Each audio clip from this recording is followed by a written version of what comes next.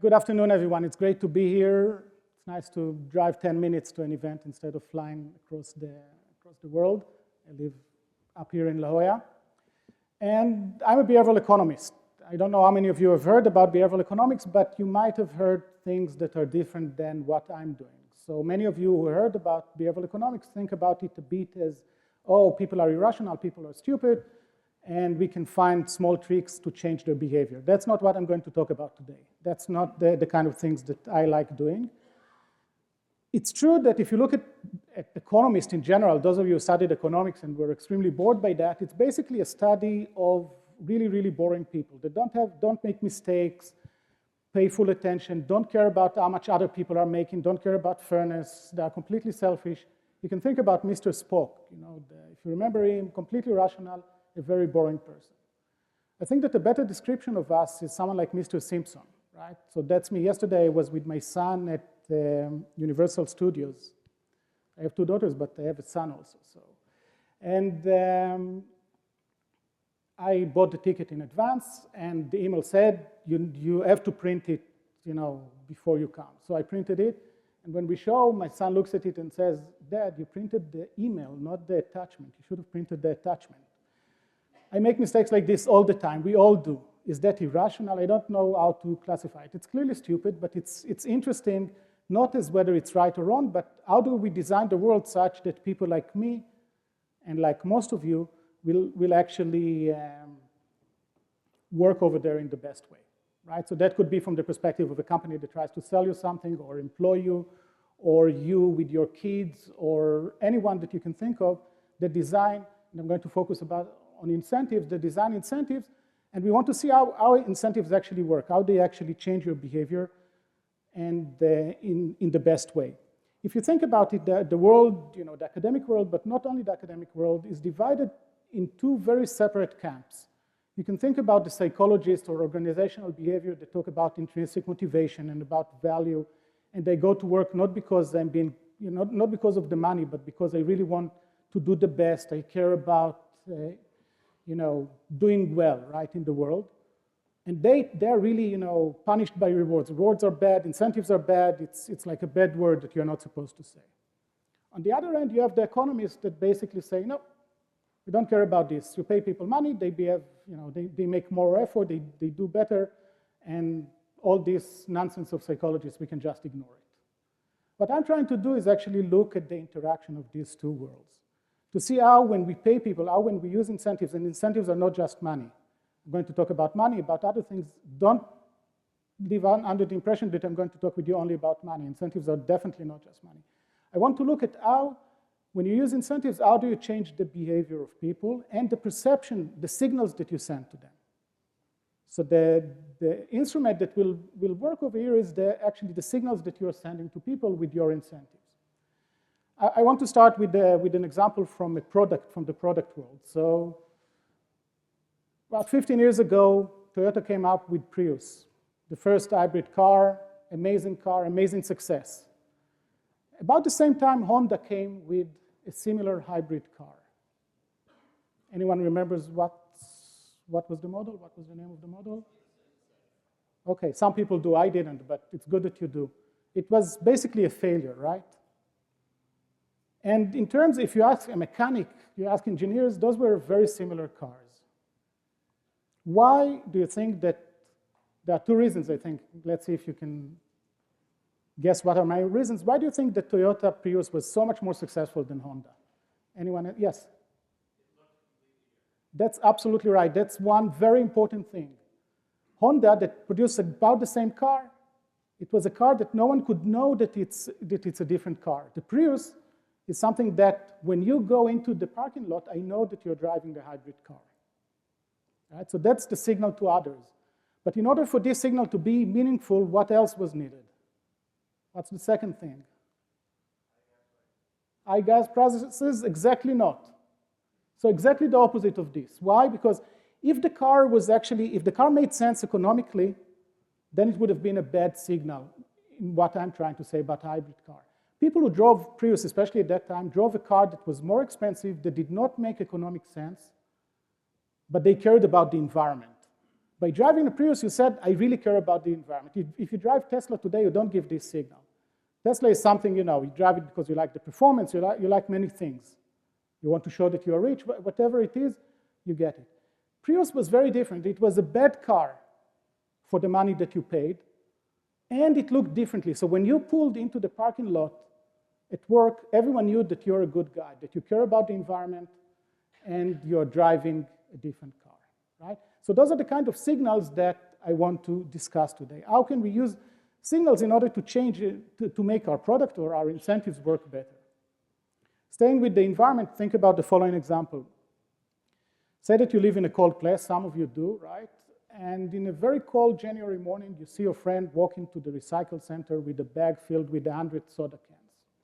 What are you going to think about this guy? Good guy, right? Good person. He cares, he walks in the snow and ice and whatever to the recycle center. He cares about the environment. That's the kind of person I want to be friends with. Now imagine that in this imaginary place that you live in, they pay 5 cents for every recycled soda can. Now you see your friend walk into the recycle center with a bag filled of $5 basically in the snow and ice, and you think, well, this guy is really cheap, right? So the signal that you send by giving people 5 cents is that now they are cheap if they are collecting this money, if they are collecting these soda cans. Instead of signaling we care about the environment, we are good people, now they are signaling that they are cheap. And the signal, this is something that is really important, the signal is not just to others, it's also to yourself. When you send a signal, it's not just to others. You also want to know about yourself whether you're a good person or not. All of us want to be good people, whatever our definition of good people is. We have some identity, and we want to signal to ourselves that we are following this identity. And if we care about the environment, if they don't pay us, we are much more likely to actually go and recycle these soda cans. The total effect could still be higher if you pay people. So it could be that you'll get the homeless people getting the soda cans out of the trash, but you'll get less people like us over here that will do it maybe because of what we call crowding out. Now, if you increase the pay, if you pay people enough money to do this, you'll get what you want at the end, right? If you'll pay me $2 per soda can, I'll collect soda cans. But at a low price, that's what we call pay enough or don't pay at all, you actually can get something, you can get the opposite. You can crowd out the behavior that you wanted. And it's all around the signals that you are sending. So think about inviting or asking your friend to help you move your sofa. And then after your friend helps you, you pay him $10. That would be very weird, right? You're not supposed to do it with your friends, right? That's not how you interact with your friends. You might as well buy him a beer. That's absolutely fine, even if the beer costs only $5. That's great, unless he's boring, right? So, but that's fine. If it's not money, it's fine. But money carries a different kind of meaning, right? So if I pay you $10, basically I signal to you that I don't really care about you. I don't even want to go and have beer with you. You're just here to help me. You're hired work. In a sense, psychologists like to look at it as communal relationship in which you ask your friend and your friend helps you and whatever, and then exchange. Exchange is, when you go to the supermarket to buy milk, that's an exchange relationship. You're supposed to exchange money. But not in every interaction. In many interactions, we are not supposed to exchange money. We are just supposed to be nice to each other. And the signal could depend really on how we do it. Right, so the best example or the funniest example would be sex, right? Imagine that you go to someone and tell them, I like you, I'd like to have sex with you, I'm even willing to pay you $10 for this. That's probably a bad idea, right? You don't want to do that. And no matter how much money you're going to offer, you might get more successful if you offer $1 million, I don't know. But still, it's not good. Now, if on the other end, say that I go on vacation over the weekend and I ask my secretary to stay, and when I come back, I tell him, thank you for staying, and here's $10 as appreciation for staying over the weekend, he will be really insulted by that, right? That's a bad idea. But if I pay him $10,000, he'll actually be very happy. Because the money that we give in this case, it's not the fact that we are paying, like in the sex example, but it's the amount that we are paying. If I'm paying you $10, I tell you, look, I don't really appreciate your weekend. If I pay you $10,000, first of all, $10,000 is nice. You can do lots of things with it. But I also signal to you that I really appreciate what you did. Right? So the amount that you send in some cases could be important for the signal that you're sending. In other cases, no matter how much you're paying, the signal is still bad. Right? So those are the examples that we should think about. We can also think about examples where we try to punish people and we get the opposite of what we want. So David mentioned my two girls when they were in the daycare many years ago. They are now 20 and 22. We used to live in a suburb of Tel Aviv. So we used to go to have lunch in Tel Aviv and then drive back. We were supposed to pick up our girls from the daycare by 4 p.m. One day we were late. There was traffic. I drove like crazy because you shouldn't be late to pick up your kids, right? That's a bad thing to do. Then the principal of the daycare came up with the penalty scheme or incentive scheme. If you came more than 10 minutes late, you got a $3 fine. Sounds like a good deal, right? Next time we were in Tel Aviv, again late, again traffic. I didn't drive like crazy because I'm not going to kill myself for $3. I'm not that cheap, right? So it got the opposite of what we wanted. And together with Aldo Rostachini, we ran an all experiment over 20 weeks with two types of daycares. One of them was controlled. The other one was one in which we introduced the fines. And we saw that indeed, once we introduced the fine, the number of late coming parents doubled. Right? So one reason could be that people feel as if we are paying them for, as if they are paying for babysitting services, right? So it's fine. If I'm paying for it, it's fine. So towards the end, we had a few weeks in which we dropped the fine. So we went back to nothing. And then we saw actually that those who got used to being late didn't go back to the baseline. They stayed up there. Right? So it's not about paying for babysitting. So Aldo is Italian. And he said that if you want to think about it, you can think about it like changing the equilibrium. Before that, it was like the German, or before we used to live in Holland, and once we were late, a few minutes late, and the teacher stood at the gate and lectured for us, like that for 15 minutes. That was horrible, right? But now we changed to the Italian equilibrium, in which 4:30, it's all, it's fine. You have to pick up your kid before midnight, something like that, right? And once people get used to it, then it's fine. They're going to do it. They're going to keep doing it. So in a sense, there was a social norm, and we broke it. Another interpretation could be that before that, the contract was incomplete. I didn't know how bad it is to come late. Now you're telling me that it's only $3. $3 is fine. In some places in the US, it's $5 a minute. Then it's more substantial. If I could execute people people who come late, that would be very effective, right? They didn't allow us to run the experiment. But you can see that the size of the fine could be important. But if the fine is too low, it could actually be bad over here because you're sending, again, a bad signal. Someone told me that in Paris, there is one quarter in which if you're late, the principal takes your child to the police station and you have to pick up your kid from the police station. That's kind of bad, right? So it's almost like executing you. Anyway, so incentives send signals, and these signals can sometimes crowd out behavior, can make you feel that you don't have to do it. Right, so here's the last thing about this. So there's this joke about the dean who goes to the freshmen in the introductory lecture and tells them, we are not that kind of school. Over here, the boys are going to be in the boys' dorms and the girls are going to be in the girls' dorm. And if we catch you in the wrong dorm after 9 p.m., first time you're going to pay $50, second time $120. If we catch you there the third time, you'll have to pay $250. Any questions? So one of the kids raises his hand and asks, can I buy a monthly pass for this? Right? So basically, the dean told him, look, it's fine to be late. We're going to charge you for it, instead of telling them that. Whenever you design incentives, you have to make sure that you're not doing this. Right? That you're not sending the signal that, we're moving from communal to exchange. We're moving to a situation in which I'm paying you, and if you don't like the price, you can actually change it. If you can control, if you can give big fines of big rewards, it will work. But in the small terms, it won't work. Any questions about it so far? It's 3:45 or now 4 p.m., a long day. Any questions, comments? Nothing. Okay, so if you think about something, let me know. We also try to look at the more positive side of incentives. How can we use incentives to actually change habits, right? Much of what you're doing here is about behavior change. How can we use incentives to change habits? If we'll have time at the end, I'll show you something that we are doing now with the Maasai in Africa. But we did some more, smaller scale things, like we wanted the students to exercise more. How do you make students exercise more? You pay them to go to the gym. So we had two groups, control and another group that got $100 if they went to the gym at least 8 times during a month.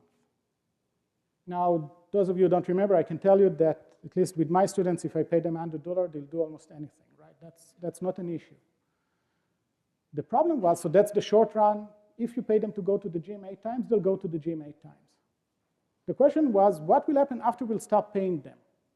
Are we going to get some kind of crowding out? They get the signal, oh, going to the gym, it's bad. You have to pay me in order to do this. So now they'll be less likely to go to the gym. Or maybe we're going to get some kind of habit formation. And habit formation could be, first time I went to the gym, it smelled bad, and I suffered, and now, I started enjoying the smell. Or maybe I found friends and they go with friends, or maybe I know that Monday and Thursday at 9 a.m. I can, it's now in my schedule, I'm going to a yoga class or whatever.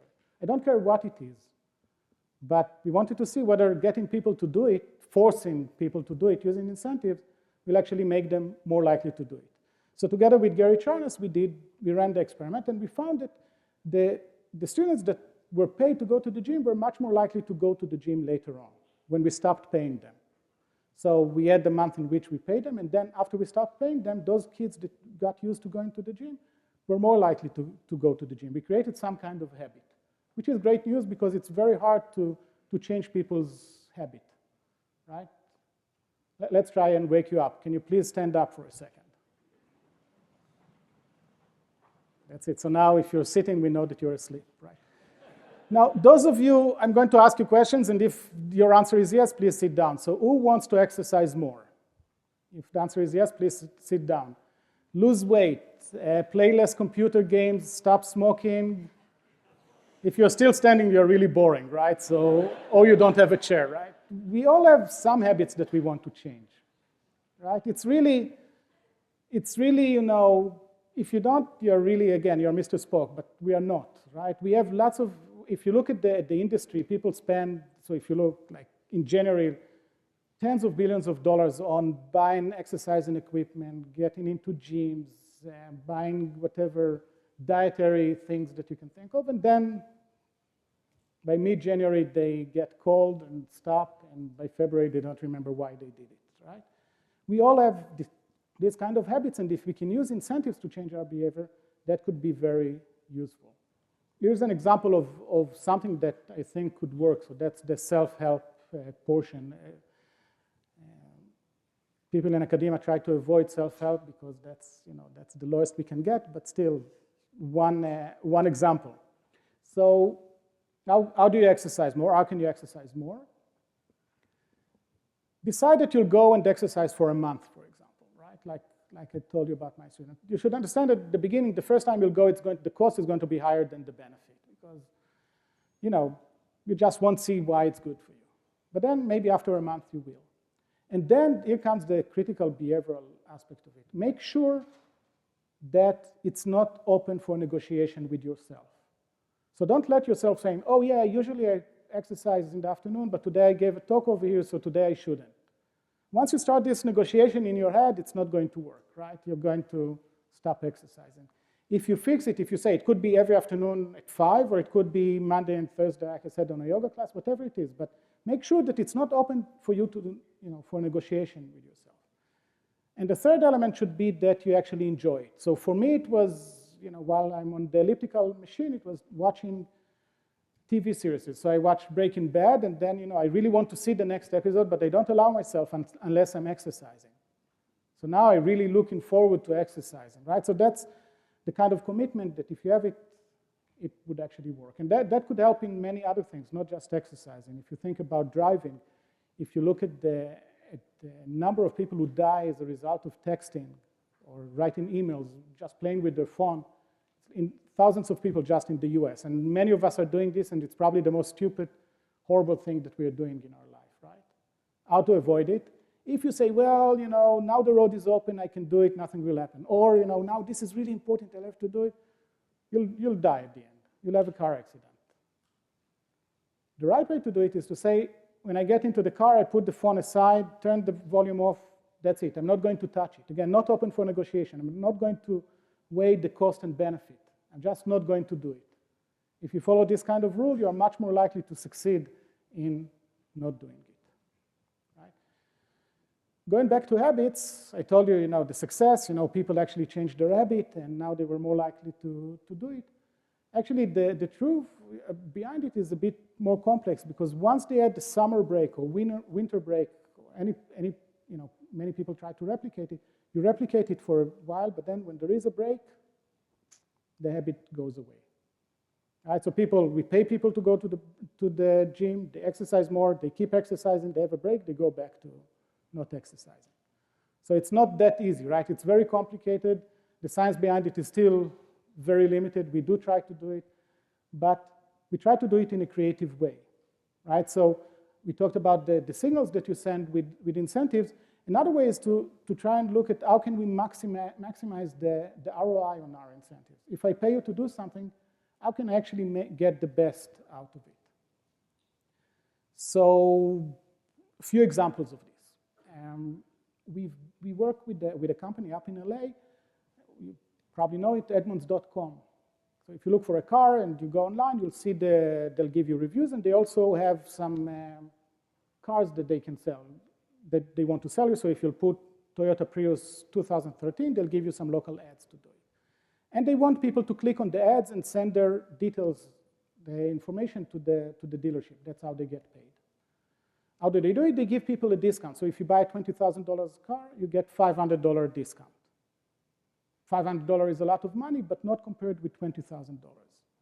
We know from Kanban and Tversky already showed it 30 years ago, that if you buy a mouse for your laptop, you'll go to Best Buy and they'll tell you it's $50, but 10 minutes away in the other store, it's 50% off. You can get it for $25. Many of us will go there. But if you go to buy a new laptop that costs $2,000 and they'll tell you, 10 minutes from here you can find it for $25 less, you'll say, I'll stay here, I'll buy it here. So we don't just look at the absolute number, we also look at the relative. 500 relative to 20,000 is not a lot of money.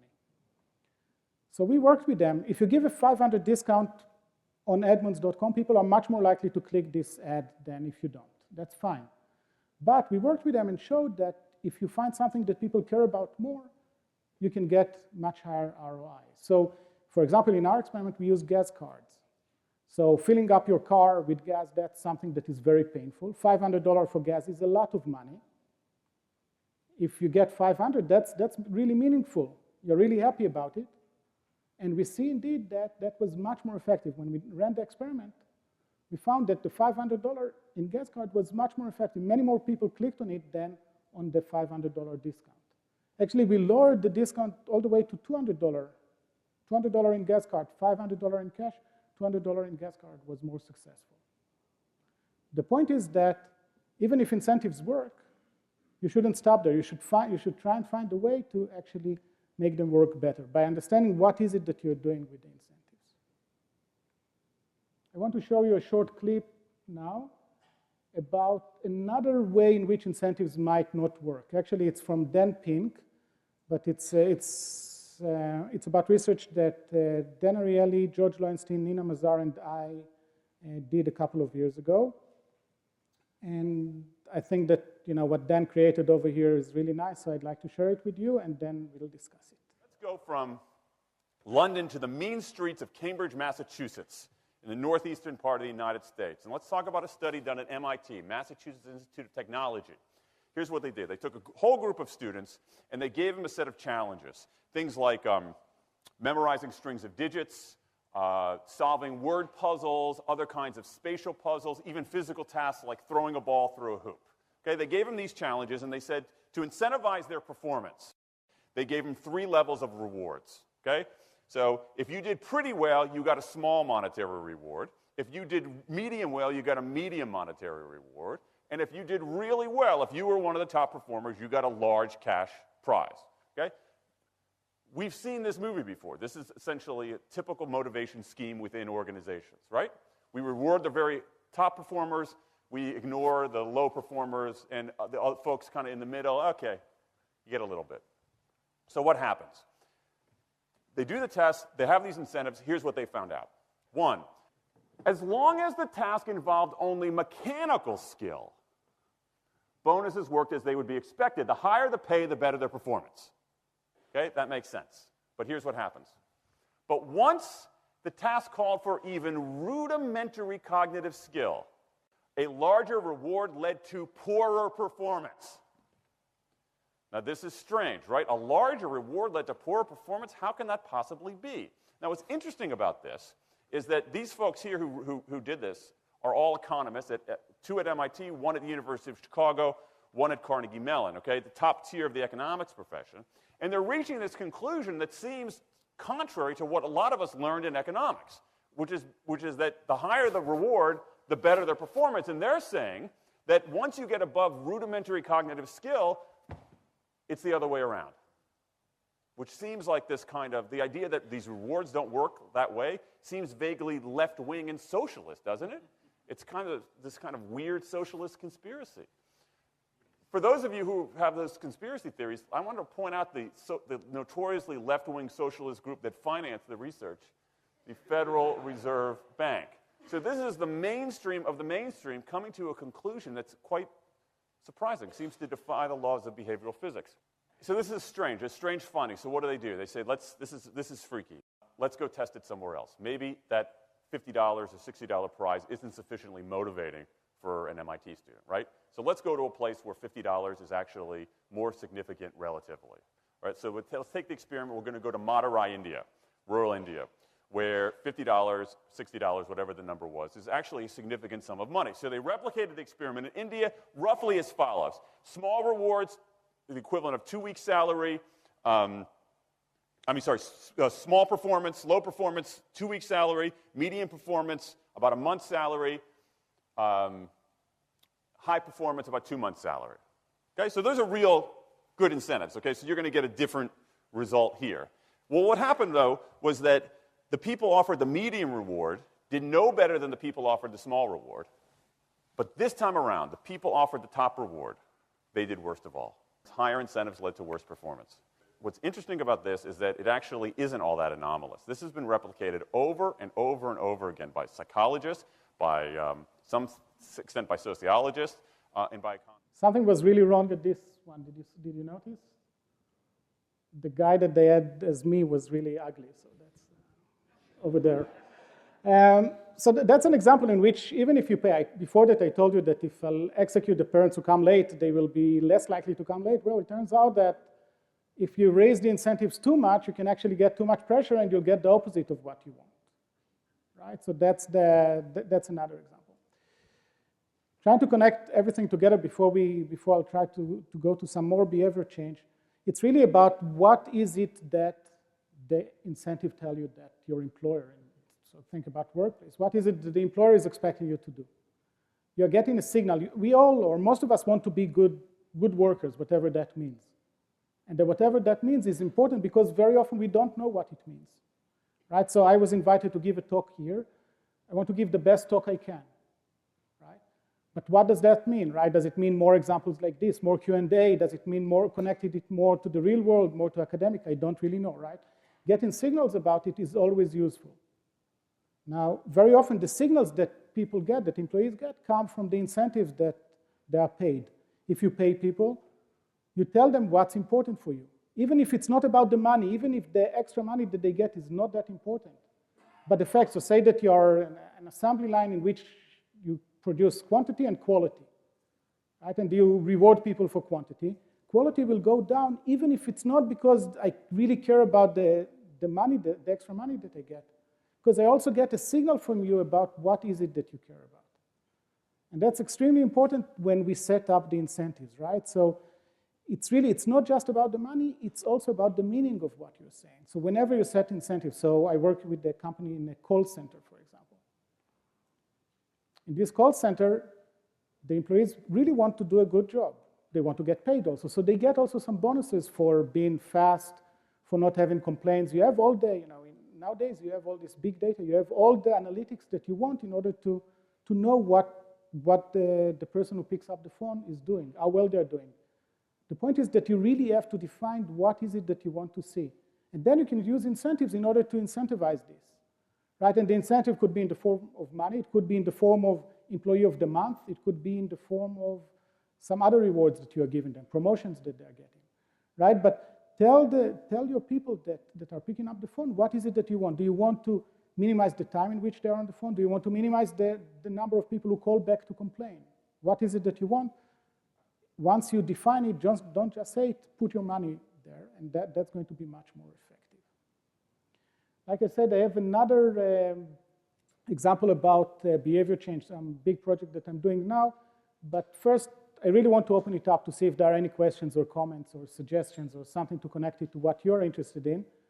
And then, So you were saying that too little can be bad and too much can be bad. How do you find the right amount? That's a great question. So in general, many of the things that I tell you are rules that we care about as general rules, but then the specific is going to be important. So with Edmund's example, I told you that gas cards work much better. I'm not suggesting that people who pick up the phone on a call center should be paid with gas cards, right? For every environment, there is something that fits them. So it's not a general thing that I can tell you. I can just tell you, try to find out what is it that these people care about and try to give it to them. That can work better than money. And the same goes for what's too little and what's too much, right? So too little could be something insulting. So like the example with my assistant that stays over the weekend, $10 is really insulting. $10,000 is probably too much because next time you'll do something, you will expect to get lots of money, right? So if you have someone and you give a too large bonus, you're kind of creating expectations. The first time you give it, they are excited. The second time, if you give a bit less, they're already disappointed, right? Because the expectation.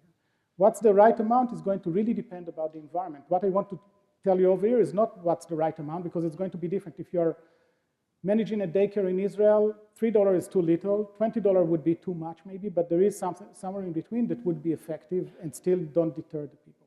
If you're running a bank and you don't want your people to do bad stuff, and we know that they can, $20 are not going to be enough, right? So the right amount depends on the environment in which you are, but you have to think about it such that it's not too little and not too much.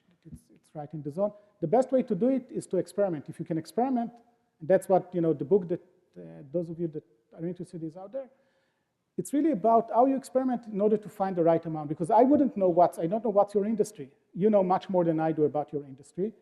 So if you'll ask me to come over and tell you what's the right amount, I'll tell you that I don't know. There are companies that will send you 50 MBA students that will come up with a number and show you a generic presentation about it.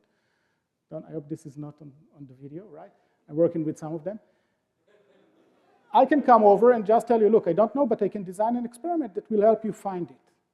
Right? That's the best. If you can experiment, that's the best. Sometimes you cannot. If you're online and you have millions of customers, it's easy to experiment. If you have 2 banks that you're working with, it's going to be very hard to experiment. But it depends, but keep it in mind. That's the important thing.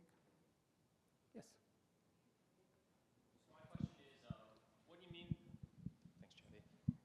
My question is, what do you mean that the top performer, or maybe if you can just explain better, the top performer did worse?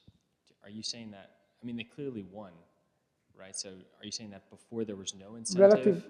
Relative to the low incentives, they did worse. And the top guy was $1 million in sales or something, and then they added an incentive and the top guy was only like $500,000 in sales or something? Well, I can talk about the experiment, right? So I can talk about, taking what we had in the experiment into, bankers or investment banking that get bonuses of tens of millions of dollars, that's a huge jump. If you want to do it, that's up to you. What we said is that in many situations, so think about a very simple one. They have it in the MBA, that NBA. MBA is what I teach. In the NBA, that sometimes they pick someone from the crowd to go to the half line and throw one ball. If you get it in, you'll get sometimes even $1 million. Now, if you let me do it probably 100 times, maybe I'll do one. I'll be successful once, right? Maybe twice. I can assure you that if you pay me $1 million, I'll be much less successful in it, right? Because I'm going to think too hard about doing it. So you can think about situations in which paying you too much could be actually bad because you'll get too excited about it. Say that I'll ask you the following. Please tell me your name, where you live, and your phone number. You can probably do that, right? If I'll tell you that if you'll make one small mistake, so if you won't make a mistake, I'll pay you $1 million. If you'll make one small mistake, I'll take the money away. It's going to be harder for you, right? Now, taking this to Wall Street is a big leap, right? I didn't say that that's necessarily going to happen over there. Just saying that sometimes you have to be careful because paying too much could actually backfire in the sense of people will put more effort, but more effort is not what you need. Hi. Yeah, it's great to meet you. I've been sharing the Dan Pink videos with everybody I know. They're great. So they are. You know, he's talking about extrinsic motivation versus intrinsic motivation factors, and I'm just curious: are you starting to see companies to actually maybe change their performance or their reward systems? So, I mean, in a lot of companies, they pay us well enough. They take the money problems off the table, but maybe people would like more slack in the system. They'd like more time. They'd like to come to a conference like this. They'd like a couple of days off to go think about a problem they've been thinking about. I mean, are companies starting to do this? That's a great question. So it's not just about intrinsic and extrinsic motivation. It's a bit more than that. It's about finding what is it that the employee really cares about and giving it this way. So again, $200 in gas card were more useful than $500. And by the way, asking people, what do you prefer, $500 cash or $200 in gas card? Everyone would say $500. But if you actually test the behavior, you see that they are more motivated by this, right? So there are clearly things. So many of the companies that you look at just look at incentives. We pay people money. We tried it before, and either it worked or not. They're not very creative with it. And you mentioned intrinsic and extrinsic motivation when I talked about the example with the daycare, the example with the joke with the dean. Those are examples of when incentive, extrinsic motivation in this case, destroyed the intrinsic motivation to do it. But that's a really important part of it, but there are much larger problems out there, like finding what is it that people care about, finding what people want to do. Sometimes, so if you look at the car industry gives, anyone wants to guess how many in dollars, what's the dollar figure on incentives that car companies give in the US annually? Ballpark, guess?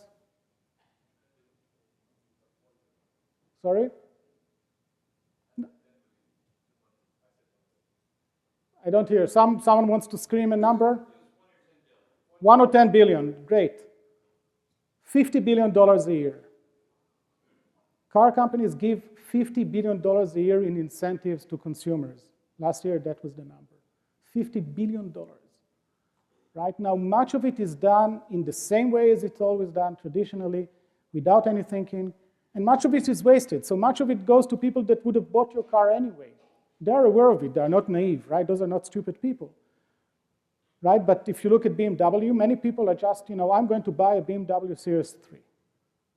Now, if you'll offer me $5,000 in incentives, I'll take them. But that didn't motivate me. So much of this money is what we call money for nothing. You give the money, but it doesn't create the behavior that you want. So $50 billion in incentives, and they're not very creative in how they give it. They try, but it's not very creative. What I'm saying, and what you mentioned, the intrinsic versus extrinsic, the meaning of money, the kind of signals that you're sending, what is it that your employee or your customers actually value, those are the kind of things that you should think about. That's the main message that I want you to take from here. Not that $200 in gas card, bless you, is better than $500 cash. It's really not about that. It's really that try to look for the gas card, right? Try to look for the signal, try to produce the next Prius that is not a great car, but it's actually not bad because it's a good signal about you as a good person, right? So those are the kind of ways that you want to use incentives.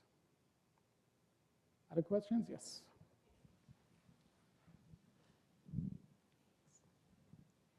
Have you ever done any experiments that looked at whether the motivation of the people giving the incentives actually had some impact, if people just felt like they're just trying to poke me to get me to work harder, had any impact? Right. So we are very averse to being controlled by incentives, right? So if I give you incentives and try to get you to do something that you don't like to do, that's really, really, really unpleasant. And that's going to be, we're going to see something about Africa with a very important kind of behavior. But even in daily life, if someone is trying to bribe me with something stupid to do something that I don't want to, even if I wanted to do it before, I may decide not to do it just to spite them, right?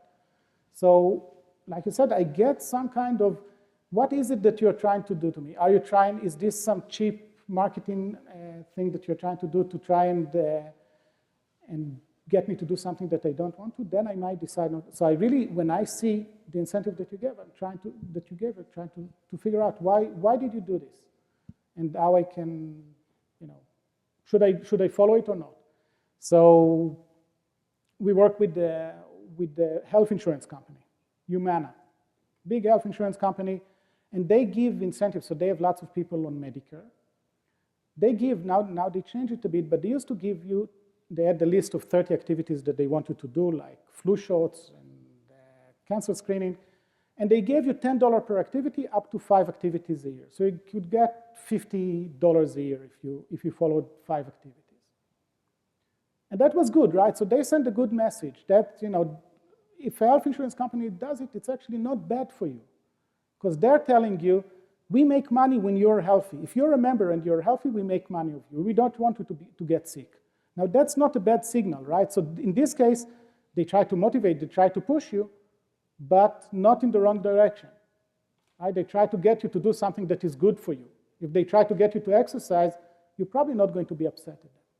By the way, with the Humana example, they spend tens of millions of dollars a year on this program, and it has a fundamental problem, very similar to the car industry. How many of you got a flu shot this year?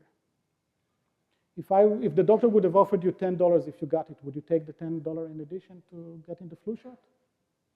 Sure, why not, right? But the $10 would not influence your behavior, right? So you didn't do it because of $10, obviously, because you did it even without being paid. So in a sense, the paying you the money was maybe a waste of money, what we call money for nothing, right? And actually, when we ran a simple change, when we made a simple change into this, in which instead of paying you for every activity, we paid you only if you did 5 activities, then you got $50, and otherwise you got nothing, we saw that it didn't really change the behavior. Some more people did 5 activities, those who care about incentives, and many of the others, like you, still got the 1 or 2 activities a year that they used to before that. So again, they spent tens of millions of dollars on this. We saved them a lot of it, without actually getting people to do less of the activities. So those are, when you're using incentives, you need to try and think, do I actually change the behavior of people, and do I change it in the desired way without annoying them? So even if you can get people, I think that your question is great in the sense that even if I can get you to do something now, you might be so upset at me that you'll find a way either not to come and shop with me again, or not to work for me, or try to do something bad to me in that case. So I have to make sure that I don't annoy you by the way I'm using incentives. Now, in other cases that are really important with changing habits, it's really important. So imagine that I want my son to read more. We know from research that we can pay someone to read a book. We can pay a child to read a book, and that's fine. It's much harder to get a child to actually enjoy reading. Right? Moving you from reading to enjoy reading is much harder, and we don't really know how to do it. Let me tell you that. We try, but we don't really know how to change long-term things like reading books. That's a really challenging thing, to get people to enjoy what they're doing. Now, staying with kids, if I want to make, if you have a child and you want her or him to stop using diapers, bribing them with candies is not a bad idea, maybe, because it's not that once they stop using diapers and you'll stop giving them candies, they're going to go back to diapers, right? That's not going to happen. So if it's one-time behavior that you want to change, incentives I know how to design incentives for that. Getting you to enjoy reading is much harder, right? So very often, like with the exercise, an example, you can think about incentivizing yourself. So touch typing, that's my best example of my stupidity. So I type like this, If someone would have paid me, or if I would have committed myself to spend a week learning how to touch type, I would have saved probably 2 years of my life that are wasted on doing this, right? So if what you want to do is change one-time behavior, I don't really care if I annoy you with the incentives. If they're strong enough and you change your behavior, it's fine. But if I want you to actually change your habits, if I want you to come back, I care about the long run, that could be much more important. So trying to do it this way. I want to tell you now about an example of an ongoing research. The ongoing research is done with the Maasai in Africa, and it's about FGM, female genital mutilation. And we want to use incentives to stop it. Change behavior, real behavior change. We made this short trailer, and after that I'll talk with you a bit about it.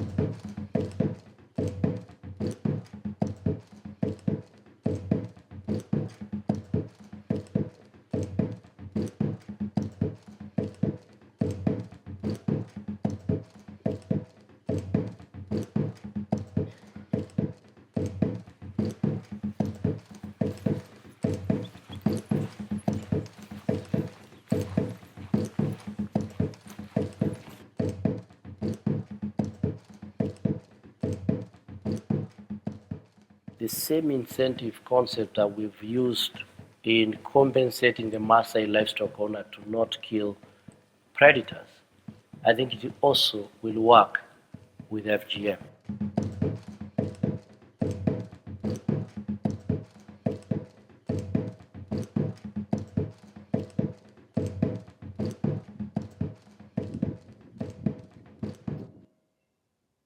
My mother had already bought some unique foods to the celebration of the cutting of the Maasai. I was very shocked. In front of me, I saw 3 men and 1 woman ready to, with a very sharp knife, ready to circumcise me. I said, oh my goodness, what can I do?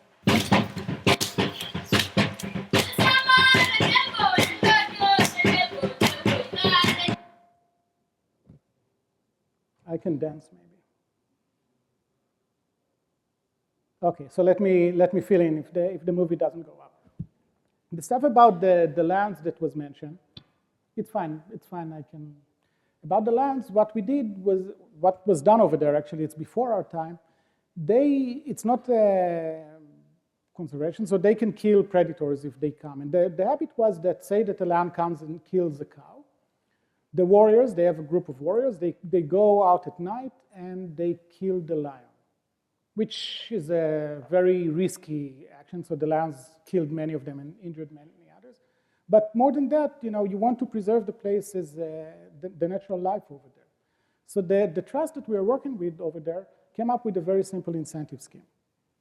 If your cow was killed, or in this case, a goat was killed, you call their guy, he comes over, writes a ticket, and then if no lion is being killed in the area where your animal was killed, within, say, a quarter, you're being compensated. They pay you back the cost of the cow. So now if I have livestock and the lion came and killed my cow, instead of asking the warriors, go and kill the lion so it won't come back, I tell them, no matter what, don't kill the lion, because if you will, I will not be paid back. Right? So using simple incentives, you can really change the way people do it, and this was enough to raise the number of lions over there from 8 to 40 within a very short time. So now they don't kill the lions anymore, and that's a big change. What we are after with this research is looking at FGM, this female genital mutilation. It's a horrible act. I don't want to get into details over here because it's, there are many things that, well, too complicated and too unpleasant to discuss now, but it's a horrible culture thing that they do over there. And the question was, can we use incentives to actually change something that fundamental? Right? So it's not getting you to buy a car or to get a flu shot. This is really as deep in the culture as it gets. So what we are planning to do, we haven't done it yet, what we're planning to do is to go there, go to schools, they start very early, and tell the parents, look, we're going to pay you enough money to send your daughter to high school, which is very desirable over there. It costs about $2,000 a year, which is more than we pay to send our kids to college over here in the US. It's a lot of money because it's a boarding school. And they really want to send their girls to boarding school, to high school, because when they come back, they get very good jobs and they can support the family. We're going to come every year check, we're going to verify, we'll have nurse that verify that your daughter is not cut. If she's not cut, we'll pay for high school for the next year. Now, that's just as simple as that. We know that once a girl is 18 and has high school education, she will not be cut anymore. So with this very simple incentive scheme, and we talked with the people over there, with the old guys, and they tell us, oh, my mother was cut, my wife is cut, my girls are cut, I'm going to cut also my youngest daughter. And then you tell them, but if we'll offer you tuition for high school, oh no, then we're not going to do that, right? So over there, that's an example where the incentives are large enough to actually change a very fundamental behavior. And that's, that's the other extreme. We talked about very small incentives, relatively small incentives, all the way the change behavior of purchasing through signaling to your employees, all the way to changing something that is really deep in your culture that could be, that education proves to be very hard to actually change, but incentives might be able to change. Any more questions?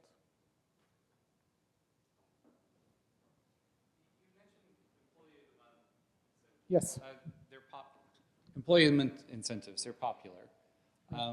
They've always struck me as a kind of strange incentive. It's very specific, it's somewhat subjective. Right. How do you evaluate those kinds of incentives, and do you think there's a better replacement? The subjective part of it could be really problematic, because if you'll choose me as the best faculty at Rady, I'll say, yeah, sure, of course, because I'm the best, right? If you'll choose someone else, I'll be really upset at you, because really, she's better than me, right? So it creates lots of, the subjectivity of it creates lots of problems around it. On the other end, again, you have the analytics. You know a lot about people. We still use incentives like we used 20 years ago, instead of using all the data that we have. And if you look at analytics, the numbers are staggering. We collect billions of data points, and we use like 200 of them, right? So it's really, if you use the analytics and you create this, you say, okay, you sit with the company, with the executives, and they tell you, CEO tells you, that's what I care about. Right? She's pointing to the points that the weights that you should put on it. And then you use analytics, so it's very objective. It's not that your boss decided. It's very objective, and that way you're actually creating the employee of the month. That's going to be a much better way of doing it. When it's subjective, it's very problematic, because other people get the signal that they don't appreciate, right? It's unfair. If it's objective, it's much more fair. I teach a negotiation class at the business school here. And the exam at the end, I don't really have an exam. It's some kind of subjective way in which you have to evaluate them, and they're upset when they don't get a good grade. When I used to teach economics, it was very simple. You give them exam. If they fail it, they feel it's their fault, right? So they're not upset at you, they're upset at themselves. So if it's objective, you'll get much better results with this. Yes?